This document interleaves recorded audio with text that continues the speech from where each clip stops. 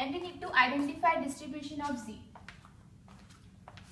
P of z equal to k can be written as P of minimum xy, because z is minimum of xy, equal to k. This can further be written as, like, if x is less than equal to y, x equal to k, given x is less than equal to y, plus P of y equal to k, given y is less than x. This can further be, we can take the addition because it's mutually exclusive case. We can further write it as P of x equal to k, and we can replace this x by k, so it will become y greater than or equal to k, plus P of y is equal to k. Similarly, here we will replace y by k, so it will become x greater than k. We can further write it as P of x equal to k multiplied by P of y greater than equal to k. Since x and y are independent, we can write this as using property of independence, plus P of y is equal to k multiplied by P of x greater than k.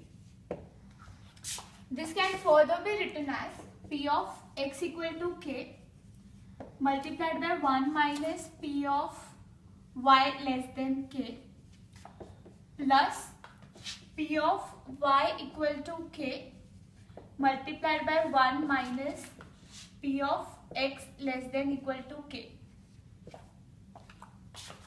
Now we know the PMF of x, which is P1 Q1 raised to k multiplied by 1 minus PMF of y is P1 Q P2 Q2 raised to n, and since it is y less than k, we need to take summation. So n range will be 0 to k minus 1. Similarly, we know PMF of y, which is P2 Q2 raised to k. This is given in the question itself. And similarly, the PMF of x less than equal to k will be summation m over 0 to k P1 Q1 raised to m. Now we can take this P2 out because it is independent of n, and similarly here we can take P1 out since it is independent of m, and we can further simplify this by solving this summation.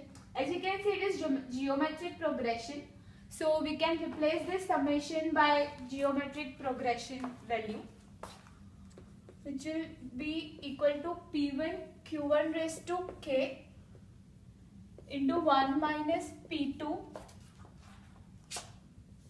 When we apply the formula, it will become 1 minus Q2 raised to k upon 1 minus Q2 plus P2 Q2 raised to k into 1 minus P1 multiplied by 1 minus Q1 raised to k plus 1 upon 1 minus Q1. P1 and 1 minus Q1 will be cut. P2 and 1 minus Q2 will get cancelled. This 1 also get cancelled. Same here, and this will become plus if we solve the bracket. So we are left with P1 Q1 raised to k and only Q2 raised to k term, plus P2 Q2 raised to k into Q1 raised to k plus 1 term, which will become Q1. We can take this Q1 Q2 raised to k out. So within bracket it will remain P1 plus P2 into Q1. We can write this entire thing in terms of Q1 and Q2 only. So it will become Q1 Q2 raised to k 1 minus Q1 plus 1 minus Q2 into Q1, which is equal to Q1 Q2 raised to k into 1 minus Q1 plus Q1 minus Q1 Q2. This will become 1 minus Q1 Q2 raised to k into 1 minus Q1 Q2, which is equal to, now we can take P as Q1, Q2. So it will become P raised to K into 1 minus P, and we can take this as Q. So it will become P raised to K into Q, where K can be 0 to infinity.